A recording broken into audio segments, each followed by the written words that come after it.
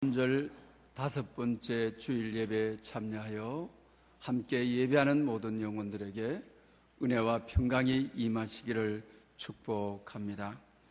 이대희 목사님이 다윗처럼 기도하라고 하는 책에서 이스라엘의 성지 순례를 가서 이스라엘의 남부 지방에 있는 강야에 들어가서 그 엔게디 항무지에 들어가서 텐트를 치고 하루를 밤을 보내게 되면서 기도하게 되는 것입니다. 그 엔게디 항무지는 여러분이 잘 아시는 대로 사울의 핍박에 다윗이 계속적으로 피난을 하다가 마지막으로 피신해서 거기서 기도하고 하나님의 인도를 받았던 곳이라고 할 수가 있습니다. 강야에 들어가서 텐트를 치고 하룻밤을 보내는데 그럼 보통이 아니었습니다. 그 강야에서 하룻밤이라고 하는 것은 어떤 일이 일어날지 모르는 상태였다고 하는 것입니다. 나를 보호해 줄 일은 여기서 아무것도 없다. 특히 이스라엘의 날씨라고 하는 것은 예측할 수가 없습니다. 언제 어느 때 바람이 불어서 텐트 치고 있는 곳에 모래탑이 되어버릴지도 모르는 상황이죠. 또 이스라엘 강야에 야수들이 텐트를 둘러싸버리면 정말 누구로부터 보호받을 수 없는 것을 깨닫게 되어집니다. 그리고 어떤 긴급 조치도 받을 수 없는 지역입니다.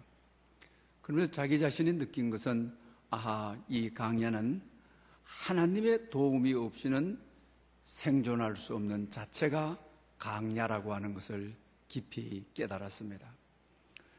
그리고 국내에 들어와서 기도 운동을 전개하였습니다. 강야에서 경험이 강야와 같은 오늘을 살아가는 우리들, 인생을 살다가 강야를 만났을 때 누구도 나를 보호해 줄 사람이 없다. 강야에서는 하나님께 자기 자신을 온전히 맡기고 하나님의 선한 인도만을 기다릴 수밖에 없는 것이 강야라고 하는 것입니다. 특별히 오늘 우리 시대는 강야를 만났습니다. 교회와 우리 성도들 한 분 한 분이 우리는 강야에 서 있습니다. 강야에서 생존할 수 있는 것은 하나님을 의지하고 하나님의 선하신 인도를 기대하고 기도했을 때 하나님만이 하시는 놀라운 일들을 강야에서 경험하게 되는 것입니다. 이런 경험이 저와 여러분에게 이루어질 수 있기를 축복합니다. 오늘 본문은 우리가 잘 아는 말씀입니다. 특히 이신득의에 대한 오해를 풀어주는 것이 로마서 6장이라고 할 수가 있습니다. 로마서 5장은 이신득의를 통해서 이루어지는 많은 우리 삶의 유익함을 전해주고 있는 것입니다. 믿음으로 구원을 얻는다. 여기에 대해서 우리 삶에 많은 풍요로움, 하나님의 은혜와 복, 선물들을 우리는 알 수가 있습니다. 믿음으로 구원을 얻는다라고 했을 때 여기에 대한 많은 축복도 있지만 오해도 있는 것이죠. 그래서 로마서 2장 20절에서 5장 20절에서 그런 말씀을 하게 되어집니다. 죄가 더한 곳에 은혜가 넘친다. 죄를 많이 짓게 되게 되면, 악한 짓을 많이 하게 되게 되면 은혜가 넘치는구나. 그러려면 죄를 지어야지. 이런 방향으로 가는 오해. 다시 말하면 원래 이 말씀의 의미는 어떤 의미인 것입니까? 예수님의 십자가의 은혜는 모든 죄를 녹인다. 어떤 죄도 십자가의 사랑을 이길 수 없다. 은혜를 넘어설 수 없다.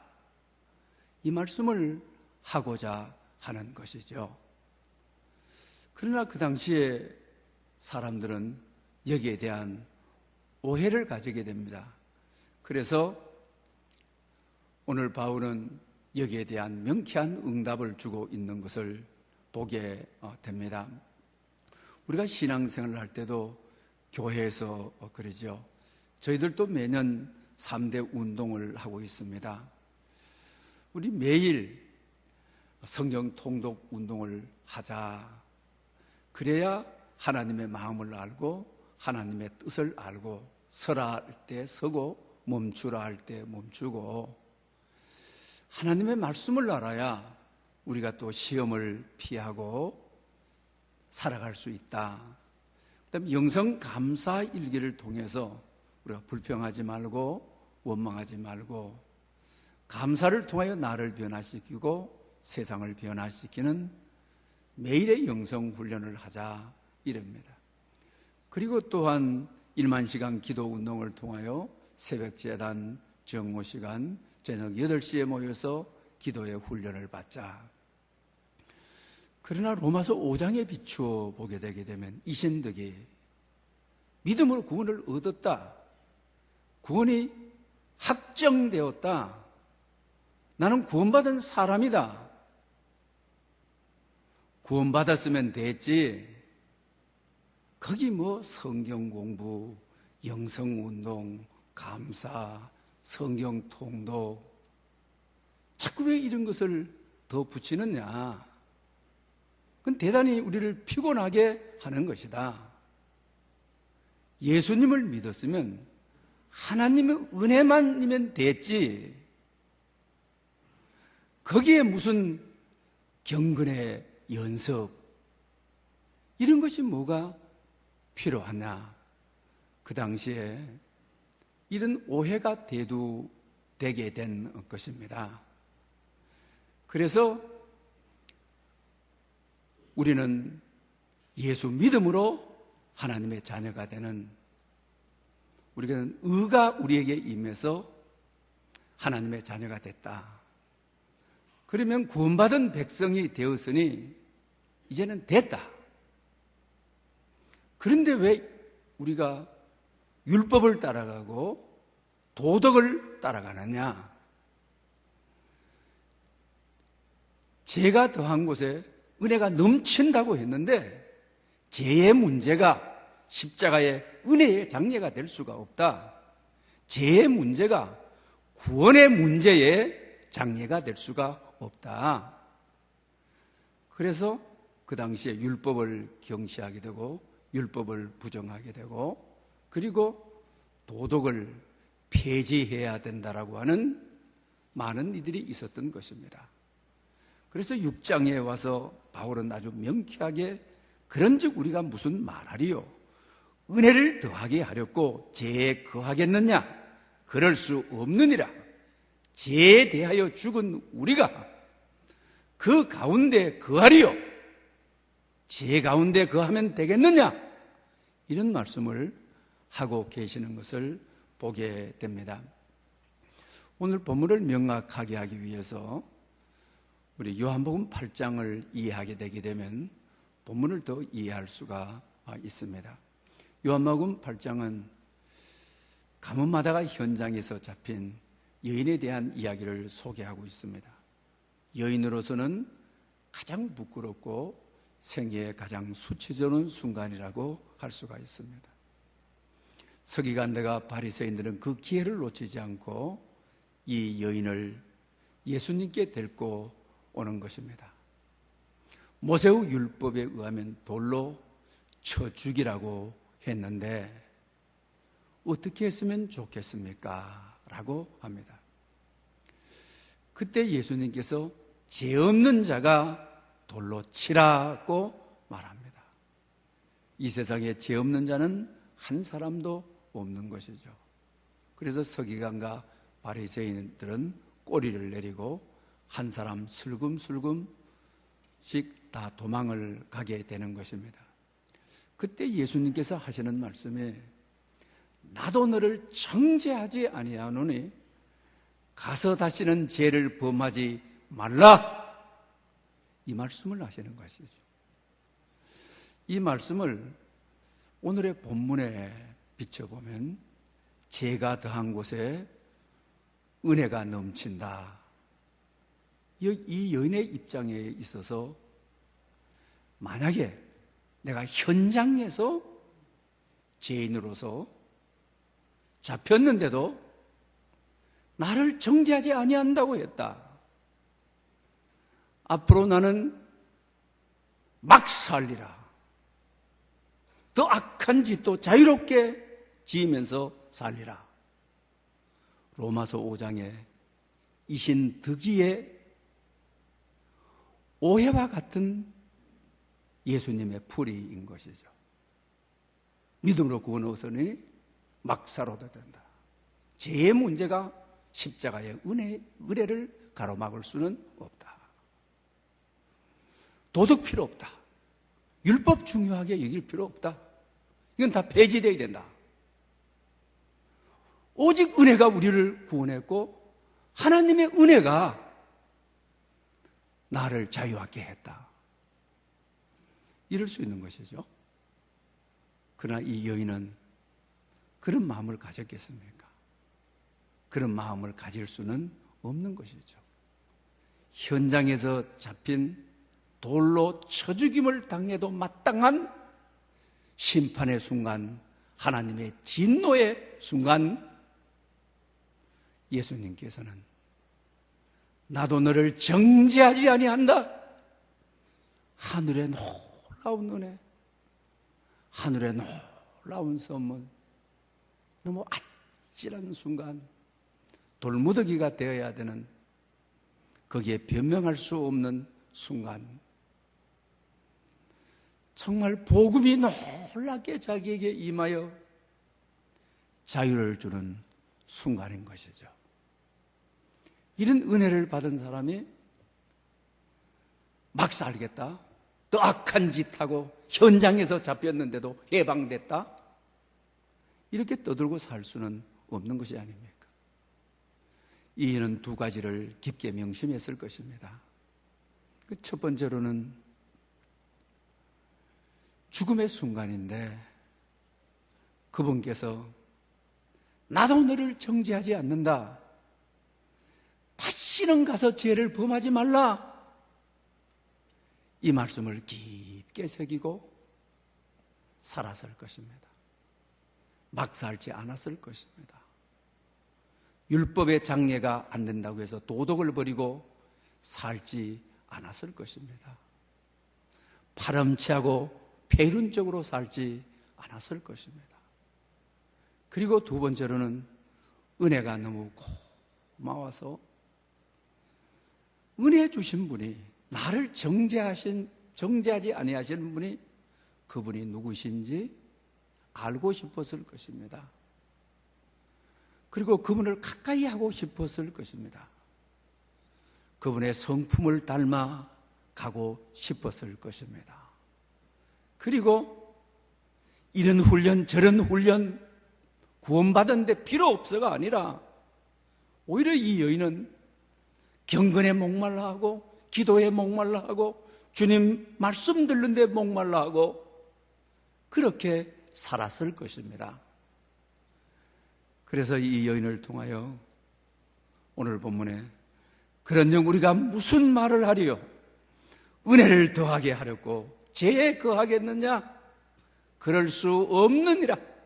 죄에 대하여 죽은 우리가 죄 가운데 거하겠느냐? 은혜 받은 우리가 죄 가운데 거할 수 없다. 이 말씀을 분명히 하고 계시는 것을 보게 됩니다. 우리 5장에서는 이신득이 특히 칭의에 대해서, 칭의라고 하는 것은 의롭게 여겨진다, 의롭게 칭한다. 예수님 믿게 되게 되면 내 죄를 없애버리고 내가 받아야 될 형벌을 주님께서 다 받아오셨기 때문에 우리를 의롭게 여기시는 것, 의롭게 여긴다라고 하는 말은 주인이 바뀌었다라고 하는 의미인 것입니다. 그래서 바울은 홍해 사건을 통하여 말을 하게 되죠. 홍해를 건너기 전에는 이집트 바로 왕이 왕 노릇해서 바로 왕의 통치를 따라서 살아야만 했다. 이제는 홍해를 건넜다. 옛 종살이 하던 바로 왕이 우리의 왕이 아니다. 그의 다스림이 필요 없다. 그가 우리를 통치할 수 없다. 홍해를 건넌 다음에는 이제는 주인이 바뀌었다. 의의 종이 되었다. 지금까지는 죄의 종이 되어 종살이 하던 애굽에 바로가 왕노릇하여 죄에 이끌려 받았던 몸이었지만 홍해를 건넌 다음에는 예수 그리스도가 우리 안에서 왕노릇함으로 우리는 예수 그리스도의 종이 되어 예수님의 통치를 받게 되었다. 예수님의 다스림을 받게 되었다. 내 안에 주인이 바뀐 것이 내가 의롭게 된 것이다. 성경이 말하는 의로우심, 칭이다. 이걸 말해주고 있는 것을 보게 되는 것입니다. 그러므로 여러분, 오늘 보면 6절, 7절에도 계속해서 그런 말씀을 하고 있죠. 우리가 죄의 종노릇 할 때에 죄가 우리의 주인이었다. 죄가 우리의 왕노릇했다. 나는 죄에 이끌려 살면서 죄를 지을 수밖에 없는 몸이었다. 그러나 예수 그리스도를 믿은 다음에 내가 의롭게 되어서 주인이 바뀌었다. 나는 의의 종이 되었다.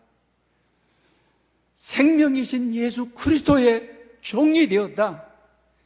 이제는 죽을 몸이 변하여 생명의 몸이 되어서 의롭게 살게 되었다. 이 말씀을 계속하고 있는 것을 봅니다. 내 안에 재주기라고 하는 존 오웬이 쓴 책이 있습니다. 오늘 본문에 대한 많은 해석을 돕는 그런 내용들이 참으로 많이 있습니다. 좀 제목이 이상하지 않습니까? 내 안에 죄 죽이기. 내 안에 있는 죄를 어떻게 죽이느냐라는 것입니다. 오늘 본문을 해서 두 가지를 말하고 있습니다. 첫째는 예수님 없이 나 혼자서 죄와 싸워 이긴다. 이건 포기해야 되는 것이다. 절대로 그렇게 될 수 있는 것이 아니다. 두 번째로는 십자가의 은혜로 구원을 얻었으니까 구원 얻은 몸이 내 맘대로 살리라. 죄의 문제로 구원 얻는데 장애를 주는 법이 없다. 십자가는 어떤 죄도 다 녹여낸다. 어떤 죄도 다 수용해서 풀어버린다. 이 말씀을 하게 되어지는 것입니다. 이런 점에 있어서 어떻게 은혜의 종이냐 아니면 죄의 종이냐. 우리가 은혜의 종이 되었다고 하는 것은 신분의 변화를 가져온 것이죠.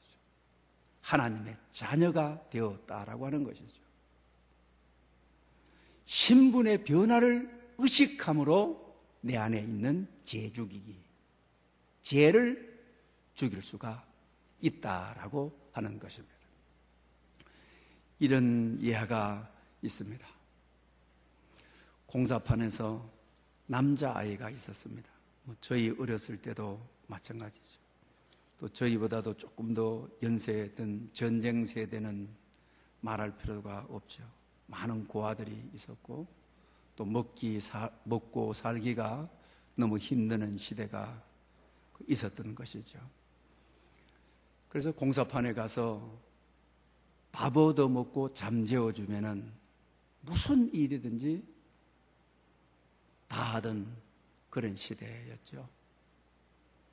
그래서 가난한 이들, 또 전쟁에 아버지, 어머니가 없는 이들, 또 다 그 당시는 가난하고 힘드는 시대이기 때문에 친척의 도움을 받지 못했던 이들이 밥 먹여준다면 어디를 가든지 무슨 일도 하겠다. 남자아이가. 그래서 공사판에 가서 가장 엄마 아빠의 사랑을 받을 나이인 것이죠. 그러나 어디를 가든지 욕먹고 쫓겨나고 그러니 공사판에는 일만 하게 되면 밥 먹여주고 재워주니까 무슨 일도 다 했던 것입니다. 머리에서부터 발끝까지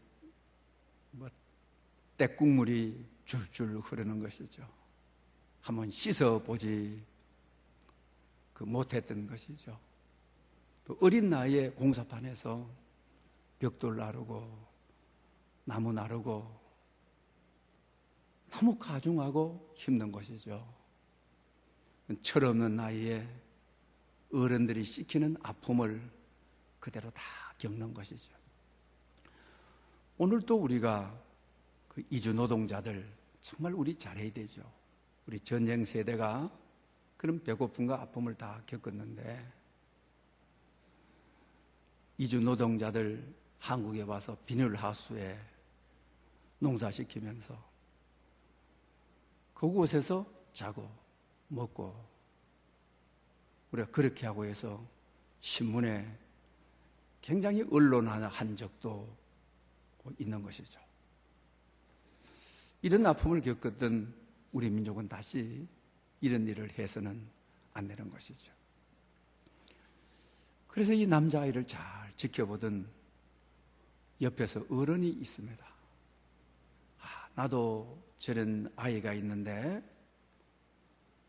엄마 아빠 앞에 티정 부리고 그래야 될 애들이 어른들 앞에 꼼짝하지 못하고 소리 한번 지르면 벌벌 떨면서 벽돌 갖다 나르고 그리고 밥 얻어먹고 저녁 늦은 시간까지 일하고 씻지도 않고 자고 새벽같이 일어나서 또 일하고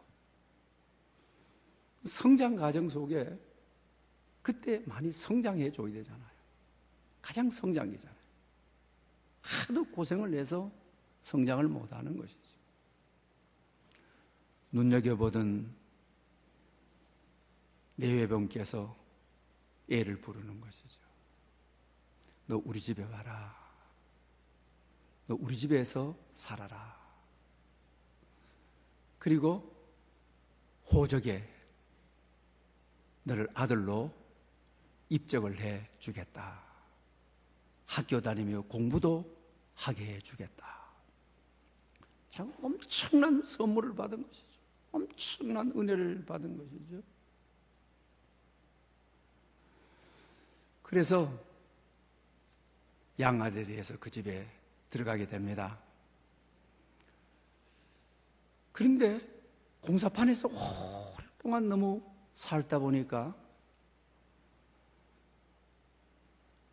아빠 엄마가 생기고 자기 침대를 만들어주고 자기 방이 있고 좋은 이불도 넣어주고 어색한 것이죠. 적응이 안 되는 것이죠. 또 엄마 아빠는 얼마나 고마운 분입니까? 자기를 아들 삼아주고 정말 뜻하지 않는 모든 선물이 아버지도 생기고 어머니도 생기고 그 가정에 있는 모든 것들을 누릴 수 있는 모든 것이 자기의 선물인 것이죠. 얼마나 오랫동안 안 씻었는지 집안에 들어오면 쾌쾌한 역겨운 냄새가 나는 것입니다. 엄마 아빠가 여러 번 시켰지만은 피부 속까지 깊숙이 들어갔던 냄새가 빠져나가지 않는 것이죠. 그래도 엄마 아빠는 세월을 두고 또 씻어주고 사랑한다 그러고 또 씻어주고 자기 방 안에 들어가라 그러고 침대에서 자라 그러고 좋은 이불, 따뜻한 이불을 제공해 주는 것이죠. 그러다가 어느 날 이 양아들이 어떻게 자는지 문을 열어봤는데 방 안에 아들이 없는 것입니다. 그래서 아들을 찾아야 되겠다고 밤에 옷을 갈아입고 나가려고 하는데 신발장 앞에 신을 신고 거기 신 벗고 들어오는 먼지가 있고 흙들이 있는 곳에 쪼그리고 자고 있는 것입니다. 엄마는 등을 치면서 야단을 쳤습니다. 이게 뭐 하는 노릇이냐고. 왜 네 방에 있는데, 네 침대가 있는데 흙먼지가 가득한 왜 이것에 쪼그리고 자느냐고. 그때 이 아이가 하는 말이 엄마, 나는 여기가 더 편해요. 여러분, 이 이야기는 오늘 본문을 이해하는데 아직도 우리의 신분의 변화가 된 의식이 없어서 공사판에 자든 먼지 속에 자든 공사판에서 먹든 공사판에서 일하든 죄의 종이 된 애굽의 종이 된 그것이 더 좋아서 엄마 나는 여기가 더 편해요. 오늘 이 모습은 우리의 모습이라고 하는 것입니다. 왜 내 안에 죄를 이기지 못하느냐? 왜 예수님이 왕노릇하는 자리가 불편하고 어색하냐? 내 본능 속에 내 죄성이 흙 묻은 자리, 씻지 않고 때만 자꾸 중첩되게 붙여대던 자리, 옛날에 자고 놀고 일하던 죄의 자리, 그 자리가 더 좋은 겁니다. 내 본성이 아직도 신분의 변화를 입어서 그 죄의 자리를 떠나지 못하는 것입니다. 그러니 의의 자리가, 예배하며 찬송하는 자리가 더 불편한 것입니다. 내 안에 있는 죄를 어떻게 이기느냐? 그것은 죄의 현장 속에 내가 정말 신분의 변화를 받은 나는 하나님의 아들이야. 옛날에 죄의 종으로서의 잠자던 자리, 일하던 자리는 내 본성의 죄성을 지는 자리야. 나는 여기에 머물 사람이 아니야. 나는 여기를 떠나야 될 사람이야. 의의 자리로, 하나님이 인도하시는 성령님의 자리로, 신분의 변화를 일으킨 자리로, 거기가 우리에게 삶의 현주소가 되고 실제 생활이 되어줘야 한다고 하는 것입니다. 여러분 가운데도 우리 예배 때마다 감사 미소라고 하죠. 감사해요, 사랑해요, 미안해요, 소중해요. 여러분 이 말을 할 때마다 어떻습니까? 행복합니까? 기쁩니까? 축하합니다, 사랑합니다, 감사합니다. 이때가 더 기쁘고 속이 시원합니까? 아니면 우리 심리학에서 카타르시스라고 하죠. 누구를 욕하고 험담하고 비꼬고 없는 말을 만들어내고 고르고 딱 돌아서면 마음이 시원해지는 만족감을 느끼는. 여러분은 어떤 것이 더 익숙하고 어떤 것이 더 어색합니까? 공사판에 이 아이처럼 먼지 있는 신발장 앞이 나는 더 편해요. 옛날을 버리지 못하는, 옛날에 내 자아를 버리지 못하는 우리도 마찬가지죠. 감사 미소하게 되게 되면 시원하고, 이 말은 하나님의 아들의 신분이 변화된 자리인 것이죠.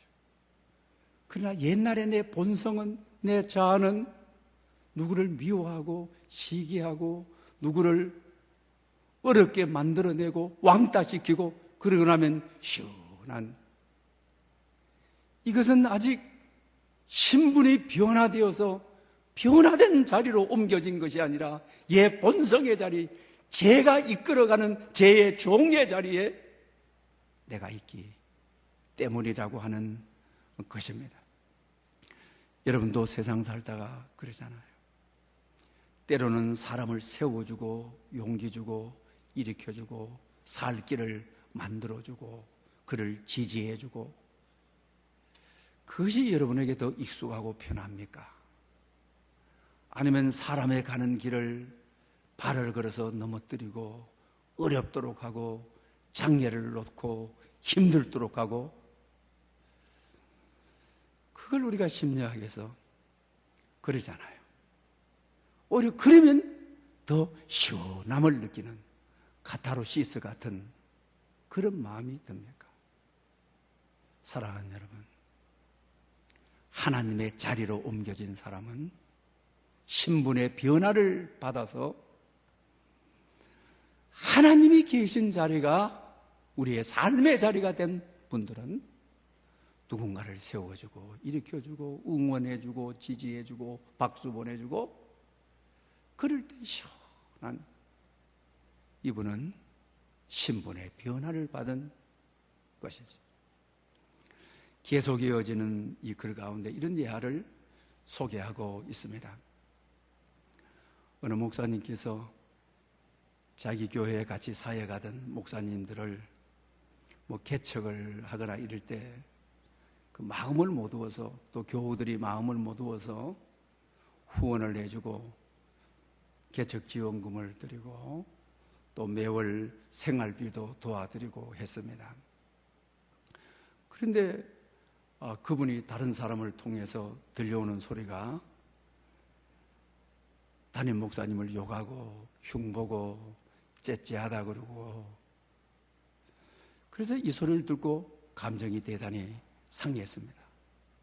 자신으로서는 최선을 다해서 지금도 기도하고 있고 늘 좋은 마음을 가지고 있는데, 원래 주는 자와 받는 자 사이는 오래가면 안 되는 것이죠.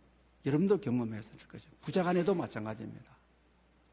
주는 자와 받는 자 사이가 되게 되면 받는 쪽에서는 아무리 많이 줘도, 여러분 자식들에게 아무리 상속을 많이 해줘도 야, 우리 아버지 같은 분 없어, 우리 어머니 같은 분 없어, 참 고마워, 이런 분 절대로 없습니다. 아무리 상속을 많이 해줘도 받는 자의 입장에 속에서는 다 주지 왜 이것밖에 안 줘? 늘 부족입니다. 늘 불만입니다. 계속 받게 되면 만족이란 절대 없습니다. 주고받는 사이를 어떻게 정리하느냐는 우리 인생에 대단히 중요한 것입니다. 가족 관계일수록 더욱 그런 것을 압니다. 그린 목사님이 너무 화가 나서 컴퓨터에 앉았습니다. 그리고 그 후배 목사님에게 메일을 보냅니다. 앞으로 나에게 다시 연락하지 말아라. 우리 교회 얼찐대지도 말아라. 나는 너 같은 사람하고는 상종하지 않는다. 배응망덕한 놈 하고 엔터를 쳐서 보내려고 했는데, 신분의식의 변화가 그분하고 똑같은, 내 인간의 본성은 배응망독한 놈하고 엔터를 딱 쳐서 그냥 메일을 보내고 싶지만 다 지웠다. 나는 신분의 변화가 온 하나님의 아들이 아니냐, 믿음으로 의롭게 된 하나님의 자녀가 아니냐. 그러면서 넉넉히 못 도와줘서 미안하다. 그런 관계로 앙금이 있다면 풀어줬으면 좋겠다. 너의 교회를 위해서 계속 기도하고 있다. 이렇게 썼다고 하는 것입니다. 왜 그렇습니까? 신분의 변화를 느끼기 때문에 같이 맞대응하지 않는 것입니다. 하나님의 자녀이기 때문에 만약에 맞대응하게 되게 되면 사탄은 찬스의 기제인데 양쪽의 마음을 사탄의 놀이터 삼아서 전쟁터를 만들었을 것입니다. 매일 아침마다 매일 주고받으면서 욕하고 험담하는 매일이 오고 갔을 것입니다. 내 안에 죄를 이기는 것, 내 안에 죄를 죽이는 것, 신분의식의 변화. 하나님, 나는 자녀입니다. 나는 욕을 욕으로 대응할 수가 없습니다. 내 신분의 변화를 항상 인식하고 살아간다면, 그래서 오늘 보면 6절, 7절에 죄의 종, 의의 종. 나는 이미 죄의 종이 아니라 의의 종으로 하나님께서 의롭게 하신 분입니다. 이렇게 신분 변화를 통하여 하나님 앞에 영광을 돌리는 찬양을 통해는 오늘의 세상의 죄를 이기는 여러분 될 수 있기를 축원합니다. 기도드리겠습니다.